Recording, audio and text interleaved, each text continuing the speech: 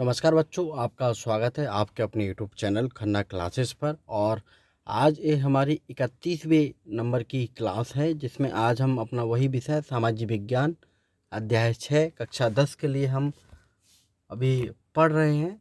और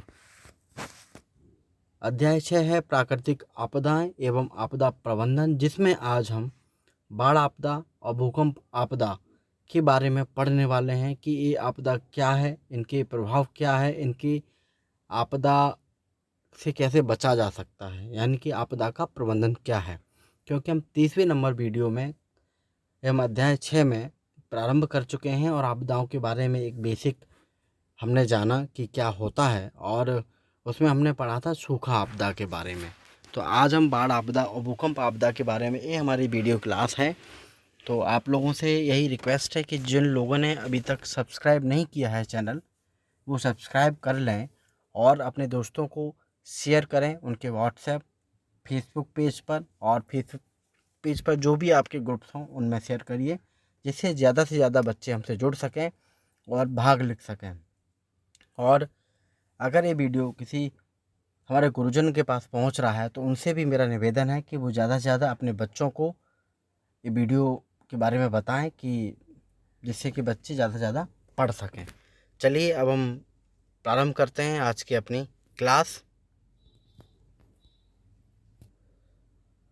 देखिए बच्चों, बाढ़ आपदा, आप जानते होंगे कि बाढ़ क्या है। कि जब एक साथ बहुत सारा पानी किसी जगह इकट्ठा हो जाए, एकत्रित हो जाए, और जिससे मानव जीवन अस्त व्यस्त होने लगे, तो उसको हम बाढ़ आपदा कहते हैं। चलिए अब देखते हैं कि किताबों में क्या लिखा है बाढ़ आपदा के बारे में। कि किसी बड़े भूभाग में किन्हीं भी कारणों से हुआ जल भराव, जिससे जन धन की अपार क्षति होती है, बाढ़ कहलाता है। जलाशयों में पानी की वृद्धि होने अथवा भारी वर्षा के कारण नदी अपने किनारों को लागने, अथवा तेज हवाओं अथवा चक्रवातों के कारण बांधों के फटने से विशाल क्षेत्रों में अस्थायी रूप से पानी भरने से बाढ़ आती है। यानी कि बहुत कोई बड़ा भाग है जहाँ पे किसी भी कारण से बहुत सारा पानी का जल भराव हो जाता है, और जिससे जन धन की क्षति होती है, नुकसान होता है, उसको बाढ़ कहते हैं। अब कारण क्या होता है कि एक तो हमारे जो नदी तालाब हैं उनमें पानी अचानक बहुत ज़्यादा बढ़ गया, बहुत ज़्यादा वर्षा हो गई तो नदियाँ उफान पर आ गईं, तेज़ हवा चक्रवात आंधी तूफान चलने लगा। अब तेज़ आंधी पानी तूफान आया तो जिससे जो हमारे बांध हैं, डैम, वो फट गए, तो उनसे एक अचानक से पानी का प्रवाह बहुत तेज़ बढ़ जाना ही बाढ़ कहलाता है। अब देखिए बाढ़ के उत्तरदायी कारण क्या है, हम डिटेल में तो पढ़ेंगे ही, लेकिन यहाँ शॉर्ट में देख लीजिए। बांध, तट बांध एवं बराज का टूटना, यानी जो हमारे बांध हैं उनका टूट जाना अचानक से। नदियों में गाद की दर बढ़ना, नदियाँ बढ़ गई, नदियों में गाद जो नीचे मलबा जमा हो जाता है वो ज़्यादा बढ़ गया है अगर, तो क्या होता है कि जब पानी बरसेगा तो पानी उसमें स्टोर होने के लिए बहुत कम जगह बचती है गाद की वजह से। अगर गाद वहाँ से निकाल दी जाए, मलबा कचड़ा निकाल दिया जाए, तो वहाँ पे पानी ज़्यादा एकत्रित किया जा सकता है और बाढ़ से बचा जा सकता है। भूस्खलन होना, कई बार क्या होता है कि हमारा डैम बना हुआ है, लेकिन डैम की जो दीवार बनी है वहाँ के नीचे की मिट्टी को धसक जाना, तो दीवार का टूट जाने से अचानक बाढ़ का प्रभाव बढ़ जाएगा निचले क्षेत्रों में और बाढ़ आ जाएगी। अगला है कि सड़क और निर्माण कार्यों से पानी निकास में व्यवधान होना। पानी निकलने की रास्ता था लेकिन हमने सड़क बना दी, कहीं कोई निर्माण कार्य कर दिया, तो जहाँ से पानी निकल नहीं पाया तो पानी फिर इकट्ठा होगा और अचानक से उस निर्माण कार्य को फोड़ेगा, फिर एक साथ प्रभाव होगा, तो जिससे बाढ़ की स्थिति निर्मित होती है। अगला पॉइंट है कि नदियों में निर्मित बांधों में तलछट भरना। अगला और आखिरी है कि पर्यावरण विनाश एवं मृदा अपवर्दन और निक्षेपण अधिक होना। अब हम इन टॉपिकों के बारे में विस्तार से आगे पढ़ेंगे उत्तरदायी कारणों में। तो देखिए, उम्मीद है कि आपको अच्छे से समझ में आ रहा होगा। बाढ़ के उत्तरदायी कारण, भारत की विशालता और भौतिक विभिन्नता के कारण यहाँ बाढ़ एक सामान्य आपदा है।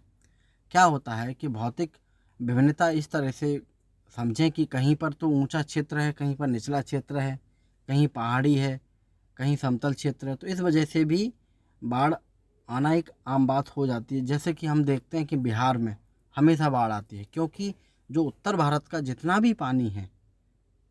भी उत्तर भारत का पानी है वो हमारे बिहार निचला क्षेत्र है, तो वहाँ सारे उत्तर भारत का पानी एकत्रित होकर पहुँच जाता है और वहाँ पे बाढ़ आ जाती है। तो किस वजह से आ रहा है? भौतिक विभिन्नता की वजह से। ठीक है। देश में वर्षा का 80% से ज़्यादा अधिक भाग मानसून द्वारा प्राप्त होता है। मानसून वर्षा की कमी या अधिकता क्रमशः सूखे या बाढ़ को जन्म देती है। अब बारिश है, मानसून है, मानसून अगर ज़्यादा बरस जाएंगे तो बाढ़ आ जाती है, मानसून कम बरसेंगे तो सूखा हो जाता है। यानी कि सूखा और बाढ़ मानसूनी वर्षा पर भी निर्भर करता है। पर्यावरण के साथ छेड़छाड़ करने के कारण बाढ़ आपदा निरंतर और अत्यधिक हानिकारक होती जा रही है। हम पर्यावरण से छेड़छाड़ करते हैं, जिससे क्या होता है, कहीं बहुत तेज कहीं सूखा पड़ता है, कहीं बहुत बारिश होती है। बाढ़ की स्थिति निर्मित होने से सामान्य कारक यहाँ दिए गए हैं। देखिए, बाढ़ में तटबंध टूटने, यानी कि हमारा डैम टूट गया, बांध टूटने, बराज से अधिक पानी छोड़े जाने के कारण बाढ़ आ जाती है। अचानक पानी बहुत भर गया, हमने गेट खोल दिए डैम के, तो बाढ़ आ जाती है। अविवेक पूर्ण तरीके से तटबंधों का निर्माण होना है। पुराने और जीर्ण हो रहे बांधों के कारण बाढ़ों का खतरा निरंतर बढ़ा रहता है। यानी कि पुराने डैम हैं, उनका हमने मेंटेनेंस नहीं किया, तो उससे क्या होगा कि कभी भी पानी ज़्यादा आएगा तो वो उस पानी को रोकने में सक्षम नहीं होंगे और दीवार टूट जाएगी और बाढ़ आ जाएगी। हिमालय क्षेत्र में बहने वाली नदियों में मिट्टी और गाद पानी के साथ घुलकर बहकर मैदानों और समुद्र तटीय क्षेत्रों में जमा हो जाती है। एक अनुमान के अनुसार हिमालय से निकलने वाली गंडक और सरयू नदियां से प्रतिवर्ष 10 लाख घन फुट मिट्टी जल के साथ बहकर उत्तर प्रदेश के मैदानी भागों में जमा हो रही है। अब देखिए, इन नदियों के साथ जो गाद है, गाद माने वही मलबा, मिट्टी से मिला हुआ एक मलबा टाइप। तो देखिए, अब इसमें दिया गया डाटा 10 लाख घन फुट मिट्टी हर साल नदियों के साथ बह के उत्तर प्रदेश में आ रही है। इससे नदियों का तल उठ रहा है और उनकी जल सतह ऊपर उठ रहा है। अब प्रतिवर्ष इनकी ये धारा भी बाढ़ का धारण कर रही है। अब देखिए, पहले तो पानी आता था नदियों में, नदियाँ गहरी थी तो पानी उनमें ज़्यादा बनता था और आराम से निकल जाता था बिना बाढ़ के। अब उन नदियों में क्या हुआ कि ऊपर से गाद आ गई है, साथ में मिट्टी बह के आ गई, तो नदियाँ अब क्या पुरती जा रही हैं, नदियाँ का जो गहराई है वो कम होती जा रही है, कि उसमें मिट्टी की परत जमती जा रही है। अब जब मिट्टी की परत जम जाएगी तो जहाँ पहले बहुत पानी में एक जगह स्टोर किया जा सकता था, बहुत पानी नदियों में बहता था, लेकिन अब उसमें मिट्टी जम गई है, अब नदियाँ नाली टाइप बन गई हैं और पानी उसी मात्रा में ऊपर से आएगा तो स्वाभाविक है बाढ़ तो आएगी, क्योंकि नदियों से पानी तो निकल नहीं पाएगा फिर, क्योंकि अब नदियाँ नाले बन गई हैं, कि उनमें मिट्टी जमा हो गई है। आप समझ रहे होंगे, ठीक है। तो इसलिए जो भी थोड़ा भी पानी आया तो बाढ़ की स्थिति निर्मित हो जाती है। पर्वतीय क्षेत्रों में भूस्खलन द्वारा नदी का मार्ग अवरुद्ध होने से जलाशय बन जाते हैं और फिर उनके अचानक टूटने से प्रलयकारी बाढ़ें आती हैं। अब देखिए, इसमें क्या होता है कि नदियाँ बह रही हैं, पहाड़ी क्षेत्र हैं, पहाड़, पानी वर्षा, पहाड़ की मिट्टी थोड़ा धसकी। भूस्खलन क्या होता है? मिट्टी का धसकना, मिट्टी धसकी कहाँ पहुँची? नदियों के बीचों बीच में, पानी का बहाव रुक गया तो वहाँ धीरे धीरे पानी स्टोर होता रहा। जितनी इस मिट्टी धसकने वाली मिट्टी की क्षमता थी पानी को रोकने, उतना पानी उसने रोका। उसके बाद अचानक वो कुछ दिन वो दीवार, वो मिट्टी का ढेला वहाँ से पानी के बहाव से हट जाएगा और अचानक से निचले क्षेत्रों में बाढ़ आ जाएगी। तो एक कारण ये भी है भूस्खलन होने के कारण। अगला है कि हिमालय क्षेत्र में भूस्खलन एक आम क्रिया है। पर्वतीय क्षेत्रों में सड़कों के निर्माण, वन कटाई, अनियंत्रित खनन से पहाड़ों की भूमि अस्थिर हो गई है। देखिए, क्या होता है कि जो पर्वतीय क्षेत्र हैं वहाँ पे क्या हो रहा है, सड़कों के निर्माण हो रहे हैं तो हम वन काट देते हैं। वन क्या करते हैं, वन माने बहुत सारे पेड़ होंगे तो पेड़ों की जड़ें क्या करती हैं, मिट्टी को पकड़ के रखती हैं, तो पहाड़ नहीं वहाँ से दरकेगा, भूस्खलन नहीं होगा। लेकिन हम वन कटाई करते जा रहे हैं, पहाड़ियों से खनन करते जा रहे हैं, पत्थर निकालते जा रहे हैं, पहाड़ों को खोदते जा रहे हैं, तो इससे क्या हो रहा है, भूमि अस्थिर हो गई है और भूस्खलन हो, इस वजह से भूस्खलन होना बढ़ गया है और भूस्खलन की वजह से बाढ़ का आना बढ़ गया है। हिमालय क्षेत्र में 1 किलोमीटर लंबी सड़क बनाने में औसत 60,000 घन मीटर मलबा निकलता है। हिमालय क्षेत्र में लगभग 50,000 किलोमीटर लंबी सड़कों का निर्माण हो चुका है और सड़क निर्मित एकत्रित मलबा भी बाढ़ों को आमंत्रित करता है। अब जैसे कि सड़क बनाने के लिए हम इतना हमने मिट्टी निकाली 60,000, कितना देखिए, हमने 60,000 घन मीटर मलबा निकाला 1 किलोमीटर सड़क बनाने के लिए। अब वो मलबा कहीं ना कहीं तो हम डालेंगे, जहाँ डालेंगे वो मलबा पानी को कहीं ना कहीं रोकेगा और रोकता रहेगा तालाब बन जाएगा और जिस दिन उसकी क्षमता खत्म हो जाएगी उस दिन वो दीवार वहाँ से फूट जाएगी, अचानक से फिर बाढ़ आ जाएगी। तो ये कारण है कुछ बाढ़ के कि बाढ़ किस वजह से आती है। अब देखिए, भारत में बाढ़ आपदा के क्षेत्र कौन कौन से हैं। भारत में बाढ़ आपदा एक सामान्य समस्या है। भारत के विशाल मैदान, तटीय क्षेत्र बाढ़ के दुष्प्रभाव भोगते हैं। पूर्वोत्तर में असम, मेघालय, अरुणाचल प्रदेश, त्रिपुरा, पश्चिम बंगाल, बिहार, उत्तर प्रदेश,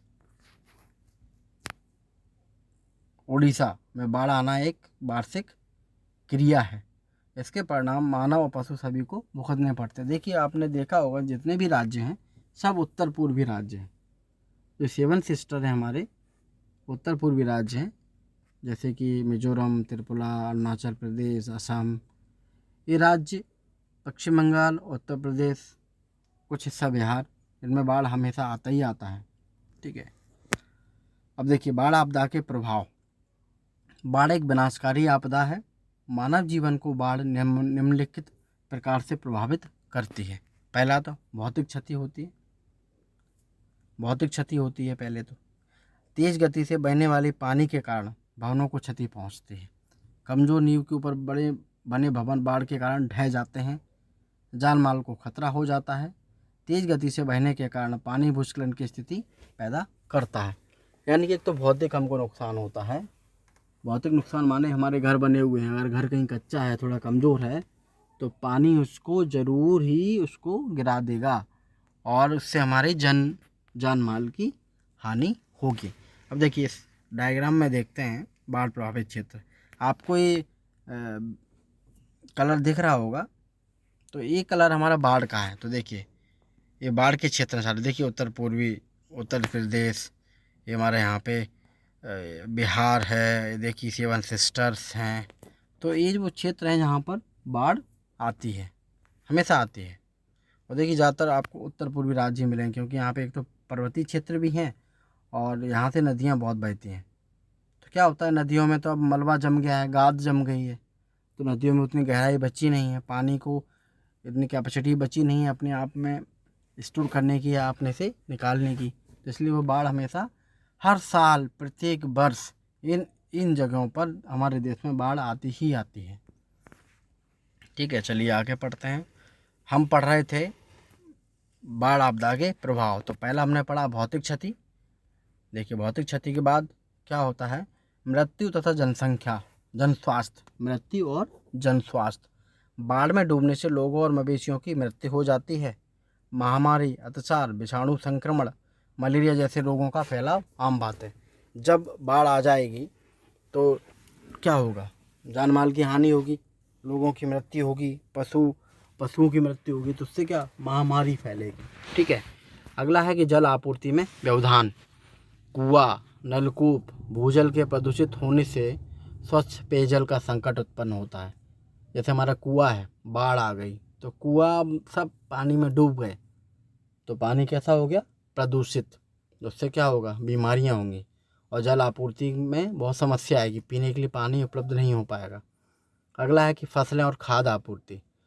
बाढ़ के समय फसल डूब में आ जाती है और पानी में भीग जाने से कारण भंडार में रखे खाद्यान्न भी खराब हो जाते हैं। यानी कि खेतों में जो फसल खड़ी है वो तो खराब होती ही होती है, और हमारे जो स्टोरेज हैं जहाँ पर हमारे लिए खाद्यान्न रखा हुआ है वहाँ पर भी बाढ़ से वो खाद्यान्न भी खराब हो जाता है। तो बाढ़ से बहुत ज़्यादा नुकसान है, आपको देख रहे हैं। अगला है कि मिट्टी की संरचना में परिवर्तन होता रहता है। बाढ़ से मिट्टी भी प्रभावित होती है। समुद्री जल के कारण भूमि लवणीय हो जाने से खराब जाने का खतरा उत्पन्न होता है। पश्चिम बंगाल में 2000 में आई बाढ़ में 80,000 घर बह गए थे और राज्य को करीब 295 करोड़ रुपए की क्षति हुई थी। अब देखिए, मिट्टी की संरचना में कैसे परिवर्तन। हमारे यहाँ की मिट्टी तो उपजाऊ है, लेकिन जो नदियों बाढ़ के साथ जो मलबा बह के आ रहा है और बाढ़ का पानी निकल जाने के बाद वो मिट्टी तो वहीं की वहीं रह गई। अब वो मिट्टी लवणी है और उस मिट्टी में उपजाऊ उर्वरा शक्ति नहीं है तो हमारी फसलें भी नष्ट हो रही हैं, खेती भी हमारी प्रभावित हो रही है। तो बाढ़ से बहुत ज़्यादा ही नुकसान है। अब बाढ़ आपदा के दुष्प्रभाव को कम करने के क्या उपाय हैं? अब देखिए, बाढ़ आपदा के दुष्प्रभाव को कम करने के उपाय।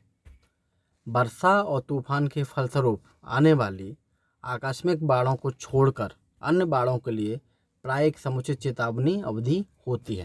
यानी कि अचानक बहुत तेज़ वर्षा हो गई या तूफान आ गया, उनसे जो बाढ़ें हैं वो अकस्मात हैं। लेकिन हमको ये पता है कि जो हमारा पूर्वी उत्तर प्रदेश नॉर्थ ईस्ट का क्षेत्र है, वहाँ पे इतनी नदियाँ हैं, वहाँ पे बाढ़ हर साल आती है। तो वहाँ क्या एक सूचना अवधि होती है कि इस समय में बाढ़ आ सकती है और हमेशा आती है। तो भारत में केंद्रीय जल आयोग, सिंचाई एवं बाढ़ नियंत्रण विभाग और जल संसाधन विभाग बाढ़ की चेतावनी जारी करता है। केंद्रीय जल आयोग का बाढ़ संबंधी पूर्वानुमान अंतर्राष्ट्रीय बाढ़ संभावित नदियों पर स्थित 132 पूर्वानुमान केंद्रों पर आधारित होता है। इन 132 जगह से वो रिपोर्ट लेते हैं और बाढ़ क्षेत्रों में बाढ़ की जोखिम को कम करने की दिशा में निम्नलिखित प्रयास किए जा सकते हैं। यानी कि बाढ़ से जो हानि हो रही है उसको रोकने के लिए प्रयास किए जा सकते हैं। देखिए, पहला प्रयास है कि नदियों के ऊपरी क्षेत्रों में अनेक जलाशय बनाए जा सकें। जो नदियां हैं, नदियों में पानी आने से पहले हम बहुत से पहले तालाब बना लें। जब तालाब पूरे भर जाएंगे तब उनसे पानी फिर नदियों में आ पाए।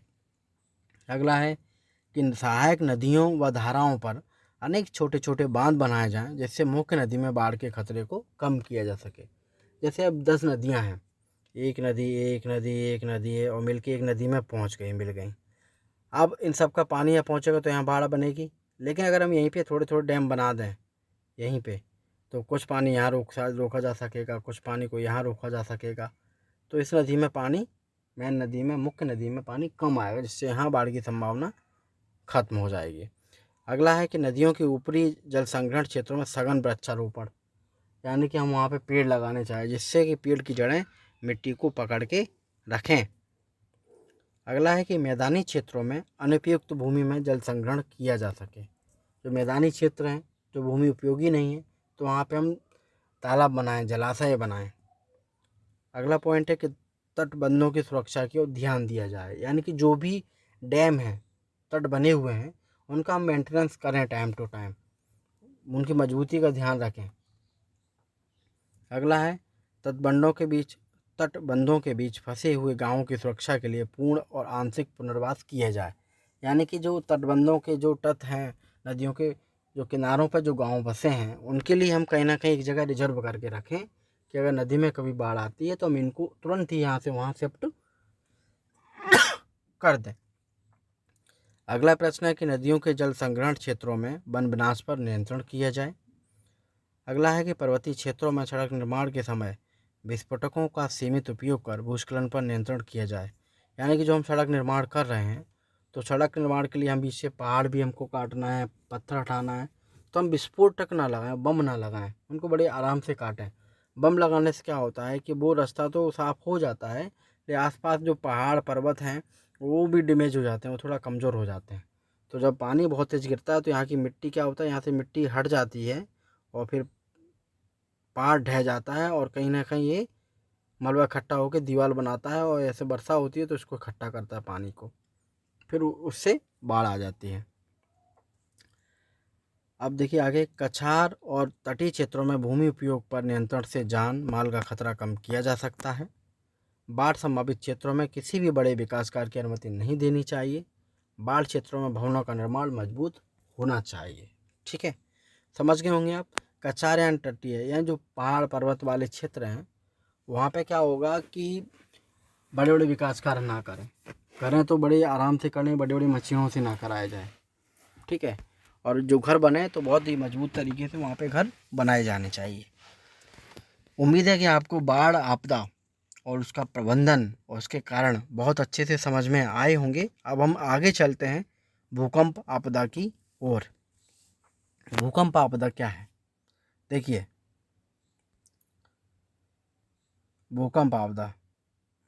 भूकंप एक ऐसा संकट है जो अचानक प्रभावित करता है। भूकंप, आप समझ रहे हैं ना, पृथ्वी का हिल जाना, उससे ही बहुत सी नुकसान हो जाते हैं। बिल्डिंगें, इमारतें गिर जाती हैं, पहाड़ धसक जाते हैं, उनसे काफ़ी नुकसान होता है। नदी नालियों कहीं कई बार पुल में क्रैक्स आ जाते हैं, पुल भी टूट जाते हैं। तो हम उन्हीं सब चीज़ों के बारे में यहाँ पर अब पढ़ने वाले हैं। तो भूकंप ऐसा संकट है जो अचानक प्रभावित करता है। भूकंप किसी भी समय अचानक बिना किसी चेतावनी के आता है। भूकंप वह घटना है जिसके द्वारा भूपटल में हलचल पैदा होती है और तथा कंपन होता है।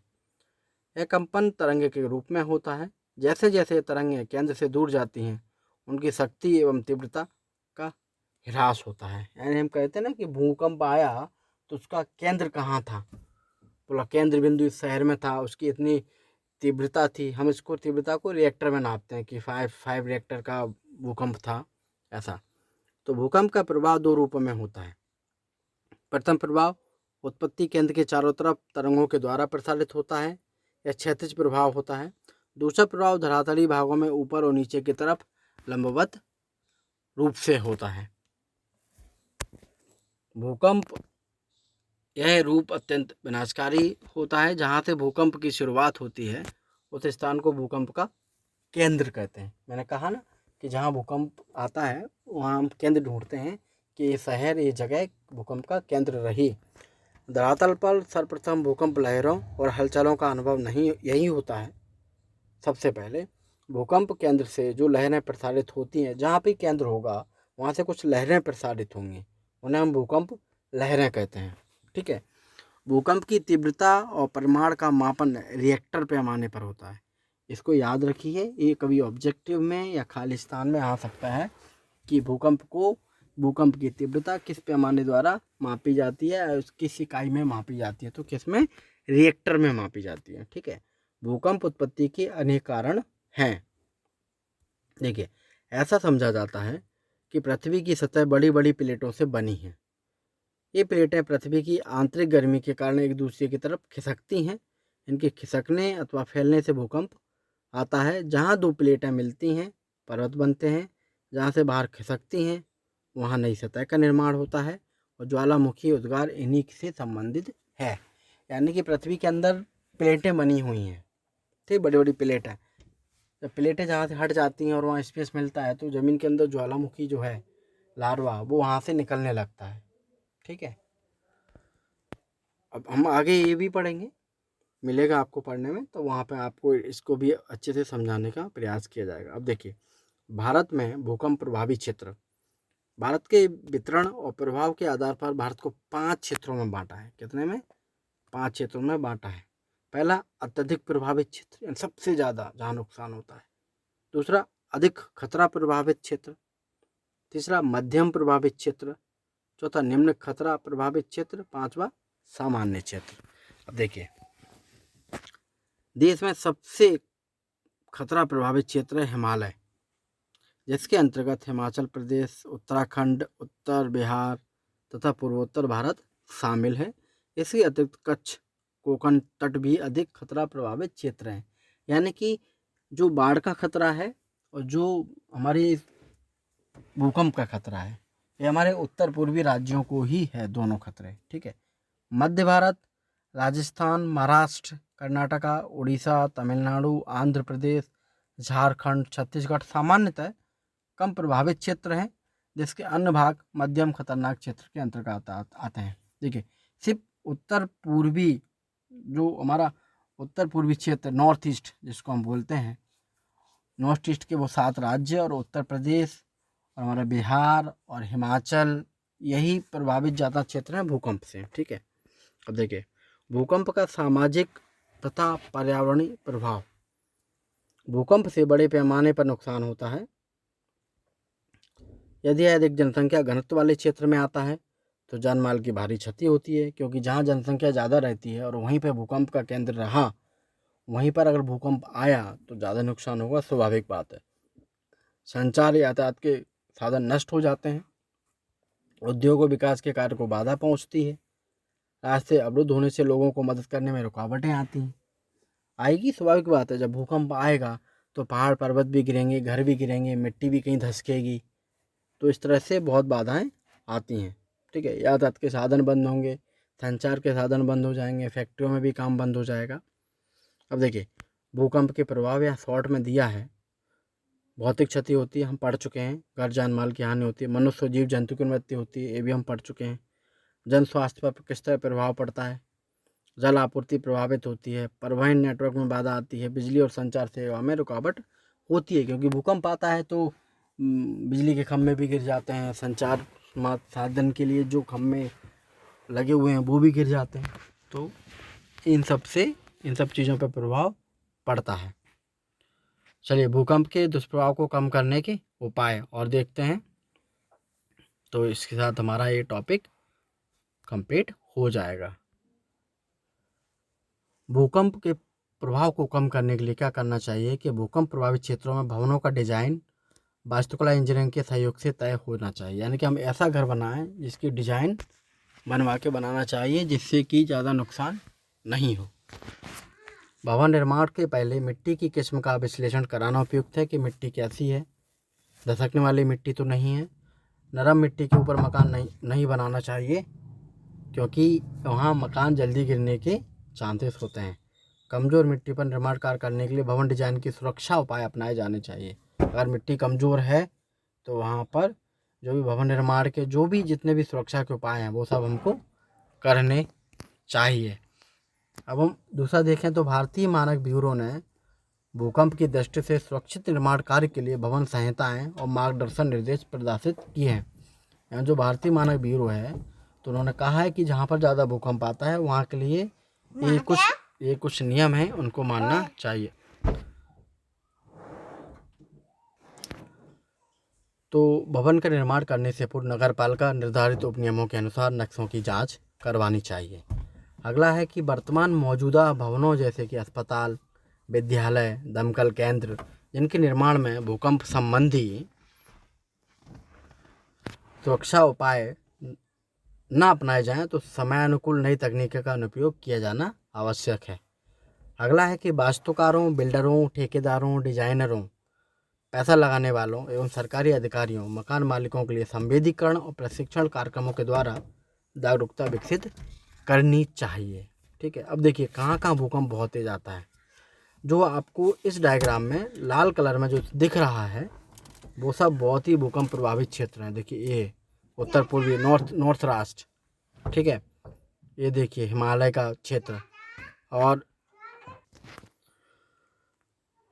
देखिए जो आप यहाँ से समझ सकते हैं कि जो ये कलर दिए गए हैं इन कलर के आधार पर जो लाल कलर है वो अत्यधिक खतरा प्रभावित क्षेत्रों का है, थोड़ा सा ऑरेंज कलर है वो अधिक खतरा प्रभावित क्षेत्र का है, जो डार्क येलो कलर है वो मध्य खतरा प्रभावित का है, जो लाइट येलो है वो निम्न खतरा प्रभावित का है, और जो वाइट कलर में है वो सामान्य क्षेत्र है। इस कलर के आधार पर इस डायग्राम में समझ सकते हैं कहाँ पर ज़्यादा खतरा है। देखिए अत्यधिक खतरा नॉर्थ ईस्ट राज्यों में, हिमालय में है, ये देखिए थोड़ा सा गुजरात में भी है, और ये पता नहीं कोई स्पेस महाराष्ट्र तरफ कोई राज्य है। और सामान्य तो देखिए यहाँ पे बीच वाले जो स्टेट्स हैं ये सामान्य है, यहाँ पे कोई भूकंप का खतरा ज़्यादा नहीं रहता है। और येलो वाले हैं वो मध्य खतरा क्षेत्र हैं, ये सब क्षेत्र, ठीक है। तो उम्मीद है कि आपको ये दोनों टॉपिक बहुत अच्छे से समझ में आए होंगे, बाढ़ आपदा और भूकंप आपदा। तो आप लोग चैनल को ज़्यादा से ज़्यादा शेयर करिए, और जिन लोगों ने सब्सक्राइब नहीं किया वो सब्सक्राइब ज़रूर करें, ठीक है। और गुरुजन अगर कोई वीडियो देखते हैं तो गुरुजनों से मेरा निवेदन है कि ज़्यादा से ज़्यादा अपने बच्चों को बताएं कि वीडियो से पढ़िए, आपको बहुत अच्छे से समझ में आएगा। अगर कहीं समझ में नहीं आता है तो आप कमेंट्स बॉक्स में कमेंट्स करके हमको बताइए, हम अपनी तरफ से पूरी कोशिश करेंगे कि आपको बहुत अच्छे से समझ में आए। हमारे साथ अभी तक जुड़े रहे इसलिए आपका बहुत बहुत धन्यवाद।